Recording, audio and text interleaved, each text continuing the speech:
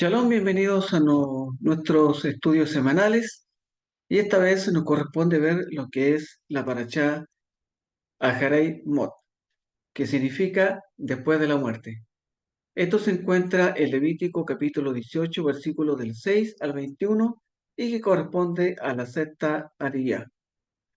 Como comentario de esta aliyá podemos ver, dice que la Parashá Aharei Mot también advierte sobre ofrendar korbanot, ofrendas animales o vegetales en cualquier otro lugar excepto el Santo Templo. Prohíbe el consumo de sangre y detalla las leyes de relaciones prohibidas, prohibiendo el insecto y cualquier otra relación sexual inapropiada.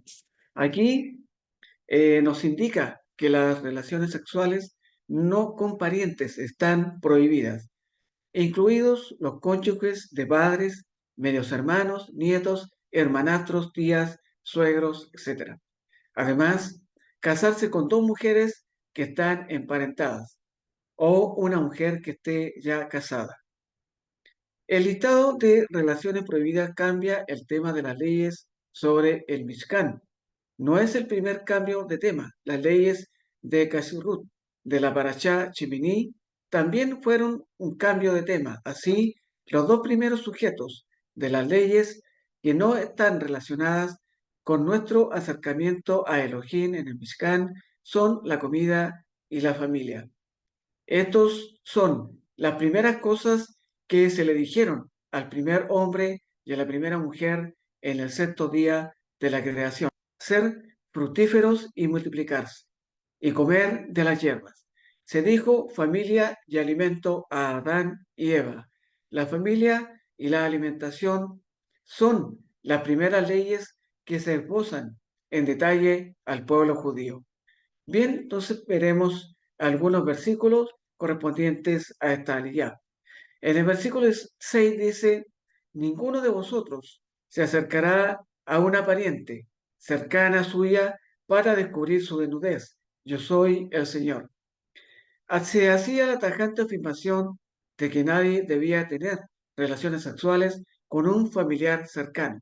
Aquí se refería a alguien que tuviera la misma relación sanguínea con la otra persona. La razón era la afirmación: yo soy el Señor. Quiere decir que él estaba dando este dictamen para que no el pueblo judío no incurriera en estas cosas que eran ilícitas para él. En el versículo 7 y 8 nos dice: no descubrirás la desnudez de tu padre o la desnudez de tu madre. Es tu madre, no descubrirás su desnudez. También dice: no descubrirás la desnudez de la mujer de tu padre. Es la desnudez de tu padre. Este versículo advierte contra el repugnante insecto. Sin embargo, este pecado era practicado en la iglesia de Corinto. Pablo lo condenó con gran energía diciendo en Primera de Corintios 5:1: se oye decir que uno de vosotros tiene como mujer a su propia madrastra. Este es un caso tan grave de inmoralidad que ni siquiera se da entre los paganos.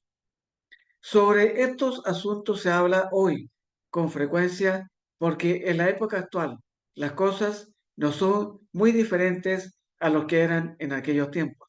El Eterno ha anunciado exactamente lo que es pecado en todos los tiempos. Referente a los versículos del 9 al 15 de Taliyá, donde se tratan las diferentes relaciones humanas establecidas por lazos sanguíneos o matrimonio, se tratan específicamente en esta aliyá. Los familiares se encuentran lógicamente inmersos en una situación doméstica en la que podría practicarse el adulterio. Hashem preparó estas barreras para prevenirlo. Los egipcios cayeron en estos pecados, especialmente los mencionados en el versículo 9. Los faraones y los ptolomeos practicaron el matrimonio mixto de hermano con hermana. Al principio no hubo ninguna ley contra esas situaciones. Caín y Set tuvieron que casarse con sus propias hermanas. Abraham se casó con su media hermana.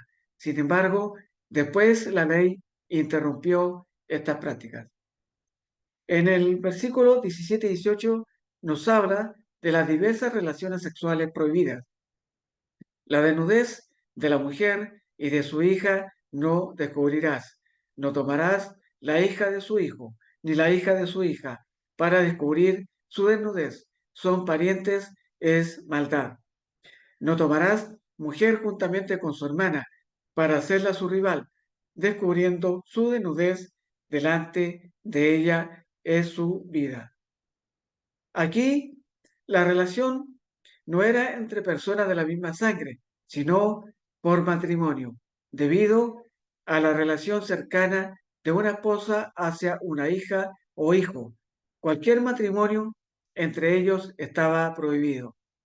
Evidentemente, estos dos versículos se refieren al caso de tener dos esposas al mismo tiempo. Se llama incesto en vez de bigamia. Este era el problema con que se enfrentó Jacob al tener dos hermanas como esposas, Lea y Raquel. La historia de esta familia no fue ciertamente feliz. Sin embargo, cabe recordar que Jacob vivió esta situación antes que fuesen revelados los 10 mandamientos. Y finalmente, en el versículo 20 nos dice, además, no tendrás acto carnal con la mujer de tu prójimo, contaminándote con ella. El Eterno estaba estableciendo estos baluartes para proteger a la familia de estas prácticas licenciosas de la mentalidad pagana que les rodeaba. La familia de la tierra debería reflejar a la familia del cielo, como está en Efesios 3:15. La pureza en la vida familiar debía ser la señal de identificación de la familia de Elohim. En la tienda de reunión había un lugar santo para adorar, pero el hogar era el lugar santo de la nación para vivir. En el versículo 21, este versículo dice, nos habla de la provisión de entregar un hijo o como ofrenda al dios Moloch, que dice, y no des hijo tuyo para ofrecerlo como fuego a Moloch. No contamines así el nombre de tu Dios. Yo soy Hashem. Este versículo parecería que estar fuera de lugar en este capítulo, pero la adoración pagana de Moloch estaba estrechamente relacionada con el sexo. La imagen de Moloch era calentada hasta quedar candente, y los cuerpos de los niños eran colocados en sus brazos. Es difícil imaginar una escena tan horrible. Algunos creen que tales cosas nunca pudieron haber sucedido. Sin embargo, las escrituras nos hacen otras referencias a esta misma práctica. En Segunda de Reyes 17:31 dice, y los sabeos hicieron a Nibás y a Tartac, y los Sefarbaín quemaban a sus hijos en el fuego como ofrenda a Adramelech y Anamelech, dioses de Sefarbaín. En Jeremías 7:31 dice, y han edificado los lugares altos de Tofet, que está en el valle de Ben Hinnom, para quemar a sus hijos y a sus hijas en el fuego, lo cual yo no mandé, ni me pasó por la mente, dijo Hashem. Esta práctica terrible profanaba el nombre del santo de Dios. Levítico 23. La brutalidad antinatural de este rito pagano constituía una profanación profunda del nombre del verdadero Elohim. El amor del Eterno por los niños es evidente en toda la Torá. Desde el Génesis hasta el Apocalipsis, el Señor Yeshua dijo, dejad a los niños venid a mí, porque de ellos es el reino de los cielos. Las cosas que Hashem calificó como inmorales son aún inmorales en la actualidad. Efesios 4:17-19 dice, no viváis más como los paganos, que viven de acuerdo con sus vanos pensamientos y tienen oscurecido el entendimiento. No gozan de la vida que proviene del Altísimo, porque son ignorantes a causa de lo insensible de su corazón.